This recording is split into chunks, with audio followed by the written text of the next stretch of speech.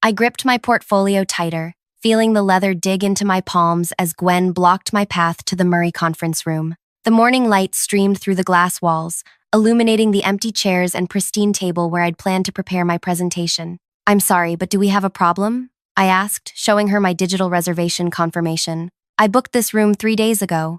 Gwen's lips curled into that familiar smirk I'd observed for 3 weeks now. Her pearl necklace caught the light as she straightened her spine, using her extra 2 inches of height to maximum advantage. "This space," she said, tapping her manicured nail against the door, "is reserved for senior staff only, not for." Her gaze swept over my simple gray blazer and practical flats, lingering on the institute lanyard that identified me only as Sarah, Research Division. "Not for people like you." Heat crept up my neck as I noticed Dr. Pierce and Dr. Harlow pretending to study their tablets nearby, deliberately avoiding eye contact. They'd seen this before. Everyone had. But the online system showed availability. I insisted quietly, aware of how my voice echoed in the corridor. There was no indication of rank restrictions. Gwen sighed as if dealing with a stubborn child. 20 years I've maintained standards at this institute. 20 years of excellence because we understand hierarchy. She gestured toward the elevator. "Try the basement room. That's where new researchers belong until they've proven themselves." The basement room. No windows, spotty Wi-Fi, and chairs that squeaked with every movement, where important work went to die. I could feel eyes on my back as I turned away, my carefully prepared materials now useless. The whispers would start as soon as I was out of earshot, another newcomer put in their place. "And Sarah?" Gwen called after me. "Next time, check with my office before making reservations. It'll save everyone time." I nodded without turning around, walking steadily toward my office at the end of the corridor. Only when I closed my door did I allow my neutral expression to slip, revealing a calm smile as I glanced at my nameplate sitting face down on my desk, the one that would be installed tomorrow. The one that read, Dr. Sarah Lynn, Director of Research and Scientific Innovation. I'd spent the last decade revolutionizing methodologies that transformed 3 failing research institutions into world-class facilities. The board had recruited me with one mission: salvage their plummeting reputation and dismantle the toxic hierarchy that was driving away top talent. Their only request? Observe from the shadows for 3 weeks before the official announcement. Now I understood why. Hey, if you're enjoying this story so far, hit that like button and subscribe to hear more stories just like this one. Leave a comment telling me what you'd do in Sarah's situation. Would you reveal your identity immediately, or wait for the perfect moment? I'd love to know your thoughts before we continue. My name is Sarah Lynn, and I've built my career on patience. While my colleagues chased spotlight moments and rushed publications, I refined methodologies that stood the test of time. At 37, I'd become known as the architect in research circles. The problem solver institutions called when systems were broken beyond conventional repair. The Westlake Scientific Institute had once been a pioneer in biomedical research. Now it was hemorrhaging talent and innovation, its reputation sustained only by achievements from a decade ago. When the board chairman called me, desperation had colored his voice. "Our younger researchers are leaving in droves," he'd explained. "Grant applications have dropped 60%. We need someone who can see what we can't." I'd accepted on one condition: 3 weeks of anonymity to observe the Institute's true dynamics without the artificial behavior that inevitably accompanies a new leadership announcement. What I discovered was more troubling than statistics suggested. Innovation wasn't just stagnating, it was actively suppressed. Resources flowed to a select circle of senior researchers, regardless of merit. Promising projects died in basement rooms while mediocre work with the right names attached received prime facilities and funding. And at the center of this system stood Gwendolyn Foster, administrative head of operations. Not technically a researcher herself, Gwen had accumulated extraordinary power through her control of schedules, space allocations, and resource distribution. She decided whose grant applications received administrative support, which projects got showcased to visitors, and who received invitations to career-making conferences. For 20 years, she'd cultivated an inner circle bound by loyalty rather than excellence. Critical voices were systematically isolated. Talented researchers who questioned the status quo found themselves without lab space, stuck with broken equipment, or saddled with excessive administrative duties until they inevitably left. I'd watched it all from my deliberately modest office, taking notes in meetings where junior researchers' voices were ignored or interrupted. I'd seen brilliant ideas dismissed without consideration, while mediocre proposals from Gwen's favorites sailed through approval. Now, returning from my humiliating encounter, I settled behind my desk and reviewed my notes one final time. Tomorrow's executive meeting would be more significant than anyone anticipated. A soft knock interrupted my thoughts exactly 22 minutes after our hallway encounter. "Come in," I called, sliding my tablet into a drawer. Gwen entered with the confident stride of someone accustomed to controlling rooms. Her practiced smile faltered as she noticed my sparse office, deliberately chosen as the smallest in the research wing. "I wanted to personally welcome you," she began. "I don't believe we've been properly introduced since you arrived. I'm Gwendolyn Foster, head of administrative operations." Then her eyes fell on my nameplate, still face down on my desk, partially visible from her angle. "What's this?" she asked, taking an uninvited step forward. I turned the nameplate upright with deliberate slowness. The blood drained from her face so rapidly I wondered if she might faint. "Director of, you're the new. The board's announcement goes out tomorrow morning," I said calmly. I requested time to observe normal operations before assuming my official role. She sank into the chair across from me, pearl necklace trembling slightly against her collarbone. "The conference room," she whispered. "I didn't realize." "That was the point," I replied. 3 weeks of seeing this institute as it truly functions, rather than how it performs when leadership is watching. Her breathing quickened, carefully crafted confidence crumbling. "I can explain about earlier. We have protocols for resource allocation that ensure—" "I'm intimately familiar with your protocols, Miss Foster," I interrupted. "That's precisely why I'm here." Her mind was visibly racing, calculating damage control strategies. I could almost see her rewriting history, constructing alternate narratives where her actions served some greater institutional good. "Dr. Lin?" she began, voice steadying as she regained composure. "In my 20 years here, I've developed systems that maintain our standards. Sometimes that means making difficult decisions about resource prioritization." "Interesting approach to prioritization," I noted. "I've been particularly studying your basement conference room. Did you know it has black mold in 2 corners? Yet, it's where our immunocompromised research subjects support group was scheduled to meet last week."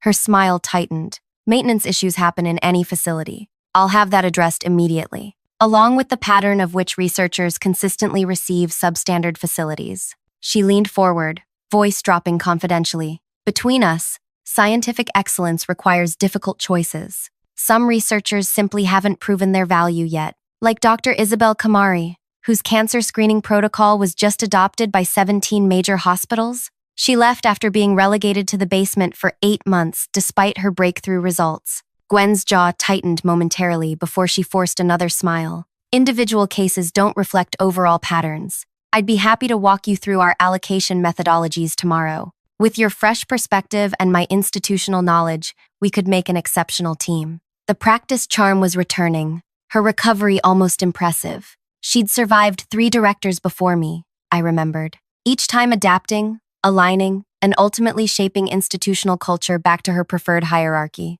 "I look forward to tomorrow's executive meeting," I said, offering nothing more. She stood, smoothing her skirt. "Shall I have maintenance move your things to the director's office this afternoon?" "No need. I'll work from here until after tomorrow's meeting." Confusion flickered across her face, but she nodded graciously. "As you wish. And please, feel free to use the Murray room whenever you'd like. I'll personally ensure it's always available to you." "That won't be necessary," I replied. "The online booking system works perfectly when everyone follows the same rules." She paused at the door, calculating one final approach. "Dr. Lin, I hope we can move past this unfortunate misunderstanding. In my defense, the board kept your identity completely confidential." "Yes," I said, meeting her gaze directly. "They did exactly as I asked." As the door closed behind her, I returned to my preparations. By tomorrow evening, Gwen would understand exactly why I'd spent 3 weeks watching, rather than directing, and why the board had been so eager to bring me here.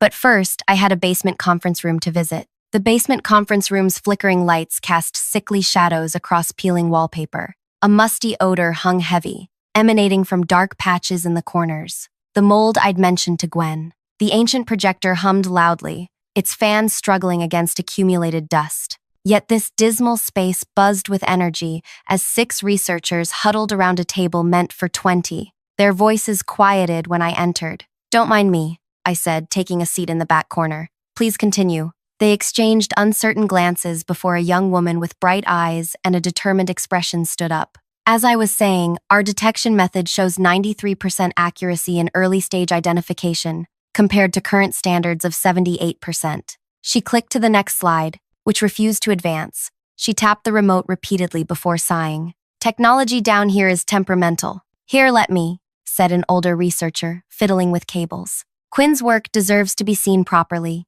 It could revolutionize early detection if given proper support. I watched Quinn's presentation unfold, marveling at its elegance. Her methodology was brilliant, a simple adaptation that could save thousands of lives while reducing costs. Yet here she was, practicing in a moldy basement while upstairs conference rooms sat empty. Have you presented this to the department heads? I asked when she finished. Quinn's shoulders tensed. 3 times. Each time I was told it needs more development before receiving consideration for institute resources. While Dr. Peterson got full funding for his derivative imaging study, muttered another researcher. Dr. Peterson is on the prioritization committee, Quinn explained, and he's worked closely with Miss Foster for 15 years. I see, I said, making a note. And how many of you regularly use this space? They all raised their hands. We call ourselves the Basement Brigade, said a lanky researcher with kind eyes. Anyone doing work that challenges established methodologies eventually ends up down here.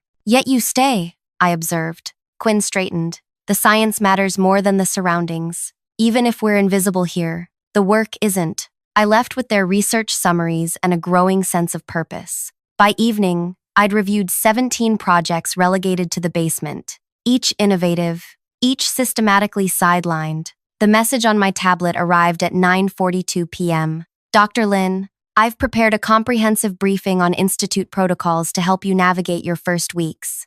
20 years of institutional knowledge at your service. Breakfast meeting tomorrow, Gwendolyn Foster. Classic damage control. Already positioning herself as the indispensable guide, the keeper of institutional wisdom. I declined politely, citing preparation for tomorrow's executive meeting. Morning arrived with a flurry of congratulatory messages as the board's announcement went public. My office phone rang continuously until I silenced it. The nameplate on my door had been installed overnight, professionally mounted, unlike the temporary ones given to other new researchers. The executive meeting was scheduled for 2 p.m. in the largest conference room. When I arrived 15 minutes early, Gwen was already there, arranging water bottles at each seat. Dr. Lin, I've prepared materials for your introduction. She handed me a folder containing talking points that painted the institute in glowing terms. I've highlighted key achievements you might reference. Thank you, but I've prepared my own presentation. Her smile didn't waver. Of course, but as someone new to our culture, you might find these institutional insights valuable. I'm happy to guide you through potential sensitivities.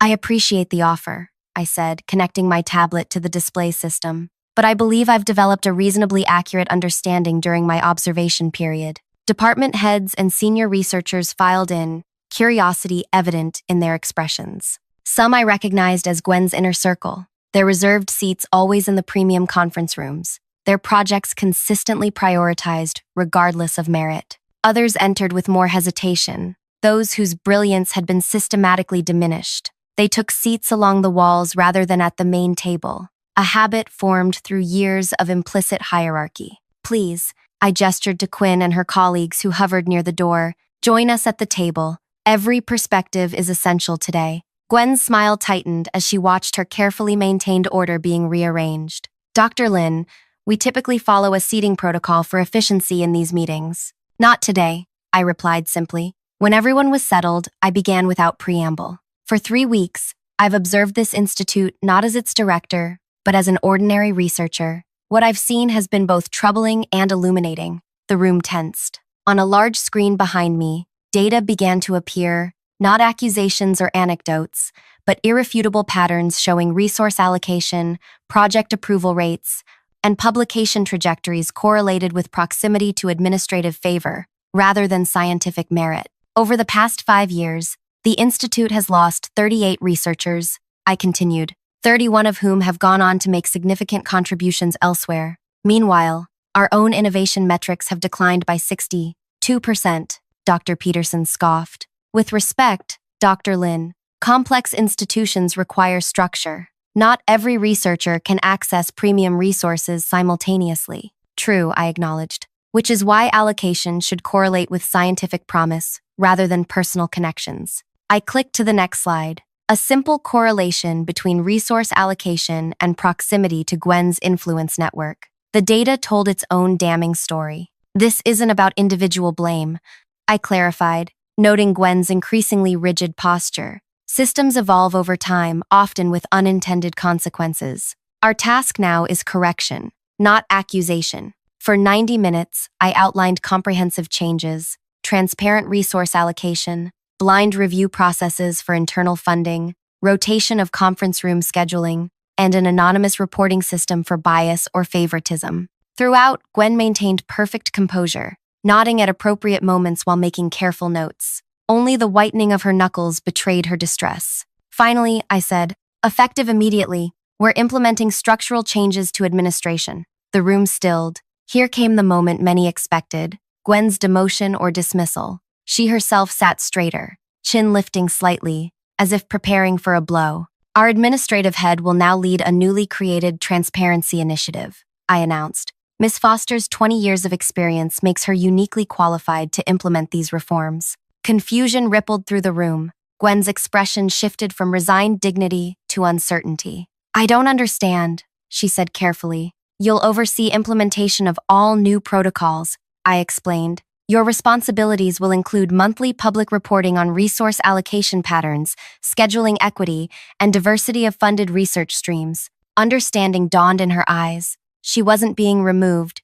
she was being repurposed. Every policy she would now enforce contradicted her previous actions. Every report she would file would document the very problems she had created. Additionally, you'll chair a new equity committee comprised of researchers from all levels, including those currently using basement facilities. You want me to dismantle my own systems, she stated flatly. I want you to transform them, I corrected. Your intimate knowledge of current processes makes you ideal for guiding their evolution. As the meeting concluded, department heads filed out with thoughtful expressions. Some looked relieved, others unsettled. Quinn and her colleagues departed with cautious hope, stealing glances back as if fearing this change might evaporate in their absence. Gwen remained seated, her perfect composure finally cracking. Why not simply fire me? She asked when we were alone. This position you've created is precisely aligned with your stated values, I finished. You've repeatedly emphasized your dedication to maintaining standards and excellence. Now you'll uphold different standards, ones based on merit rather than connection. You're using me as an example, she said, voice hardening. Public humiliation disguised as opportunity. No, Gwen, I'm offering genuine transformation. Your institutional knowledge is valuable, but its application needs correction. She gathered her materials, dignity reassembling like armor. I've survived 3 directors before you, Dr. Lin. I'm aware, each time returning to familiar patterns once initial scrutiny faded. I met her gaze directly. That won't happen this time. We'll see, she replied, voice steady despite her trembling hands. This institute has deeper traditions than you understand. Perhaps, I acknowledged, but tomorrow morning, I'll be visiting the basement conference room again. I suggest you join me. She paused at the door. Why would I do that? Because Quinn is presenting her detection methodology to the National Health Advisory Board via video conference. From that room, that's impossible. The technology has been upgraded as of this morning, I finished, along with new chairs, proper lighting, and mold remediation. After all, we can't have international partners questioning our standards. Her expression hardened, calculation replacing shock. You've made your point, Dr. Lin. No, I said quietly. Not yet, but I will. As the door closed behind her, I gathered my materials, knowing this was merely the opening move in what would be a carefully orchestrated transformation. Gwen believed she could outlast me as she had others before. She didn't yet realize that, unlike my predecessors, I hadn't come to manage the institute. I had come to remake it. And sometimes, true remaking requires dismantling from within. 2 weeks passed in carefully orchestrated transition. Each morning, the Transparency Committee, headed reluctantly by Gwen, met to review resource allocations. Each afternoon, implementation reports crossed my desk, detailing which changes had been executed and which faced logistical challenges. Those challenges multiplied suspiciously. Regrettably, the basement renovations will require additional time, Gwen informed the committee, her voice professionally apologetic. Structural concerns have emerged during initial assessments. Interesting, I replied, sliding a folder across the table. Because our independent contractor completed a full inspection yesterday. His report indicates all renovations can proceed immediately. Her smile tightened almost imperceptibly. I'll revisit this with our facilities team. After she left, Quinn lingered behind. She'll find another way to delay. She always does. I'm counting on it, I said. The pattern continued through our third week. Every roadblock Gwen erected was met with quiet, irrefutable counteraction. When premium lab equipment mysteriously became unavailable for basement researchers, I produced documentation showing its underutilization by senior teams. When conference room schedules developed unexplained system errors, I implemented a transparent backup system managed by rotating committee members. Each victory was small, each compounded her mounting frustration. You can't micromanage every decision in this institute, she finally snapped during our private weekly review. I'm not, I replied calmly. I'm ensuring decisions follow merit-based protocols rather than personal preference. These researchers you're championing, they lack experience. They haven't proven themselves. How could they? You've systematically denied them the resources to do so. Her careful composure cracked slightly. I've dedicated 20 years to this institute. Everything I've built is being transformed, not destroyed, I interrupted. Your systems are being repurposed toward actual excellence rather than appearance of excellence. Later that evening, passing the main conference room, I noticed lights still burning. Inside, Gwen sat alone, surrounded by policy documents, her normally perfect posture slumped with exhaustion. For a moment, sympathy flickered. Then I remembered Quinn practicing her breakthrough presentation in a moldy room. Dr. Harlow deferring retirement because his funding was repeatedly redirected to less promising but better connected projects. Talented researchers whose careers withered while mediocrity flourished under Gwen's careful cultivation of hierarchy. The fourth week brought the first major test, the quarterly innovation showcase where potential funders toured ongoing research. Traditionally, Gwen controlled which projects were highlighted, inevitably those from her favored circle. This quarter's showcase will feature a representative selection from all research divisions. I announced at our planning meeting. We can't possibly feature everything, Gwen objected. Donors expect curated excellence. Indeed, which is why selection will be based on quantifiable metrics rather than personal assessment. The showcase lineup emerged with Quinn's project in a prime position, alongside 5 other previously sidelined researchers. Dr. Peterson's derivative work, typically given center stage, received a modest corner display. The morning of the showcase, I arrived early to find Gwen redirecting audiovisual equipment from Quinn's station to Peterson's. Technical issues, she explained smoothly. We're ensuring every presentation functions properly. How thoughtful, I replied. Fortunately, I anticipated potential equipment shortages and brought backup systems for everyone.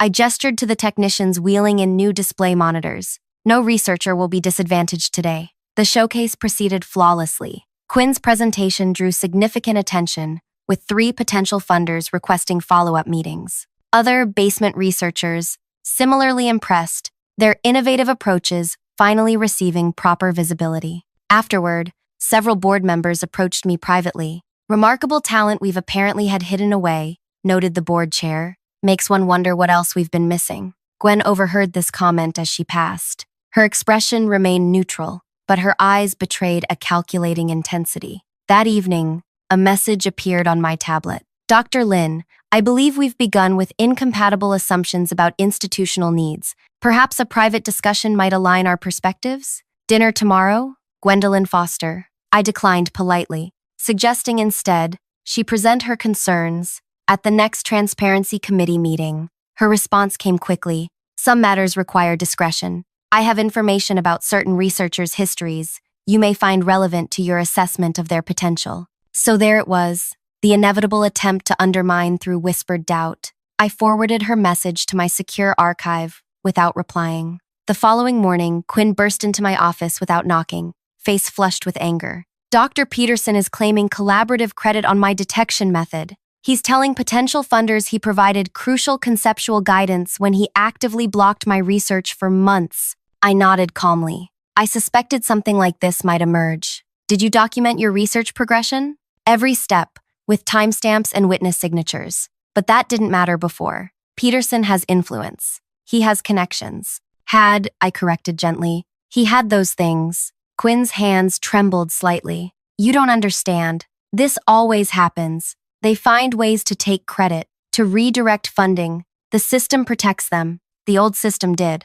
I agreed. This one won't. That afternoon, I called a special meeting of department heads. Dr. Peterson arrived looking confident, Gwen slightly behind him with a carefully neutral expression. I understand there's a dispute regarding intellectual contribution to the early detection methodology, I began. Peterson nodded gravely. Unfortunate situation. Young researchers sometimes misunderstand collaborative environments. I've merely clarified my guiding role in developing concepts Quinn subsequently implemented. How exactly did this guidance occur, I asked. Through scheduled meetings? Documented feedback? Joint laboratory sessions? He shifted slightly. More informal. Conversations after department meetings. Suggestions during her early presentations. Interesting, I said, opening a folder. Because Quinn has provided comprehensive documentation of her research progression, including dated laboratory notes, sequential methodology developments, and witness-signed verification of independent work. I slid the materials forward.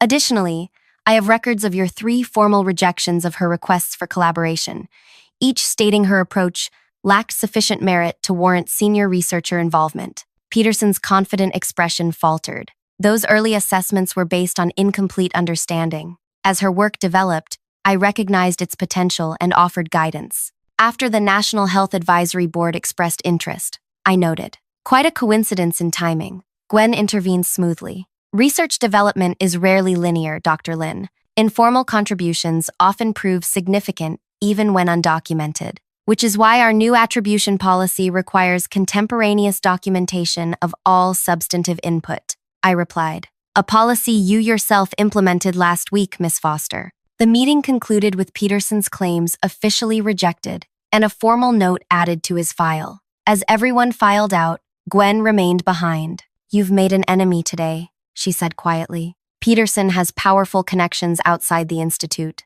I'm well aware, I replied, just as I'm aware of your dinner with him last night. Her eyebrows lifted slightly. Monitoring my private meetings now? Not at all. But the restaurant you chose is directly across from my apartment building. Pure coincidence. For a moment, something like respect flickered in her eyes. You're more thorough than your predecessors. I came here for a specific purpose, Gwen. To transform this institute's culture completely, not partially. Every system you created to maintain your version of standards will be dismantled or repurposed. She studied me with new calculation. You know, in 3 months, the initial enthusiasm for reform will fade. The board will refocus on funding metrics and publication rates. This crusade of yours will become increasingly inconvenient. That's what you're counting on, isn't it? Weathering the storm until you can gradually restore the old hierarchies in new disguises. Her silence was confirmation enough. Here's what you haven't understood yet, I continued. I'm not like the others. I didn't accept this position as a career advancement or prestige appointment. I came specifically to address institutionalized dysfunction. I handed her a folder containing our next month's initiatives. And I've planned for the long game, not just the opening moves. The following weeks brought escalating resistance. Subtle at first, implementation delays attributed to clarification needs. Then increasingly overt as Gwen realized I wouldn't be outlasted or outmaneuvered. Anonymous complaints about disruptive restructuring appeared in board members' inboxes. Long-standing donors received concerned calls about declining standards. Senior researchers suddenly discovered scheduling conflicts for essential committee meetings. Each maneuver was met with calm, systematic countermeasures. Each complaint addressed with data showing improved research outcomes and rising application rates from top scientists eager to join our transformed environment. The decisive moment arrived unexpectedly, 2 months into my directorship. The quarterly board meeting had proceeded smoothly until the final agenda item, Ethics Committee Report. Typically a formality reviewing research compliance, this particular report contained an unexpected addendum, submitted anonymously. Allegations of targeted harassment of established researchers, read the board chair, looking concerned. Claims that new leadership has created a hostile environment for senior staff through systematic favoritism toward junior researchers. All eyes turned to me. I recognized Gwen's strategy immediately. using the very language of reform against the reforms themselves. These are serious concerns, I acknowledged. Who submitted this addendum? Anonymous, replied the chair, for fear of retaliation. I see, I said, opening my tablet. Interesting timing. As I've prepared my own report for today, I projected a comprehensive analysis onto the main screen. Comparative data, showing research output, grant application success rates, and innovation metrics for the past 5 years versus our 2 months of reformed protocols. Productivity has increased 26%, I noted. Grant application success improved 31%. Most tellingly, researcher retention has reversed its 5-year decline. The board members studied the data with evident surprise. Additionally, I continued, I've compiled a more specific analysis. The next slide appeared, showing side-by-side comparisons of resource allocation patterns, before and after implementation of transparent protocols. The left column shows historical distribution of premium resources, laboratory space, equipment access, conference opportunities, and administrative support. Note the concentration among 7 specific senior researchers regardless of project merit or outcome potential. The pattern was unmistakable, a small circle of privilege amid systematic deprivation. The right column shows current distribution based on our new merit assessment protocols. The board chair leaned forward. The difference is striking. Indeed, because true excellence flourishes when opportunity aligns with innovation rather than established hierarchy. I changed to the final slide, a simple graph tracking research breakthrough announcements against researcher retention rates. For 5 years, we've been hemorrhaging talent while breakthrough innovations declined proportionally. In 2 months of reformed protocols, we've reversed both trends simultaneously. The room fell silent as the implications settled. The anonymous ethics complaint suddenly appeared transparent in its motivation. The board chair cleared his throat. This is compelling evidence of positive transformation, Dr. Lin. Thank you. Now, regarding the anonymous ethics complaint, I turned deliberately toward Gwen, who maintained perfect composure, despite the subtle tension in her shoulders. Perhaps its author would like to elaborate on specific concerns. Every eye followed mine. No one spoke. In that case, I continued, I suggest we address these concerns through complete transparency. I propose a comprehensive review of all administrative decisions over the past 5 years, including resource allocations, funding approvals, and personnel assignments. Gwen's carefully neutral expression faltered slightly. This historical review, I added, would naturally be conducted by our Transparency Committee, which Ms. Foster so capably chairs. The trap closed perfectly. Any objection would appear as resistance to the very transparency she now officially championed. Any attempt to limit the review's scope would raise immediate questions about what she sought to hide. I believe that addresses the ethics concern thoroughly, said the board chair. Unless there are specific complaints to be voiced directly? Silence again. Then we'll proceed with Dr. Lin's recommended review. Meeting adjourned. As board members filed out, offering congratulations on the impressive metrics, Gwen remained seated, her expression unreadable. When we were alone, she finally spoke. You planned this from the beginning. No, I corrected. I anticipated it. There's a difference. What happens now? Now you have 2 choices. Resign and avoid the comprehensive review that will inevitably document 20 years of systematic favoritism, or remain and lead that very review, acknowledging every inequity while implementing its corrections. That's no choice at all, she said quietly. Either way, my reputation will reflect your actual impact rather than your carefully constructed image, I finished. Just as our researchers' reputations now reflect their actual contributions rather than their political positioning. She gathered her materials with deliberate calm. You've orchestrated quite a checkmate, Dr. Lin.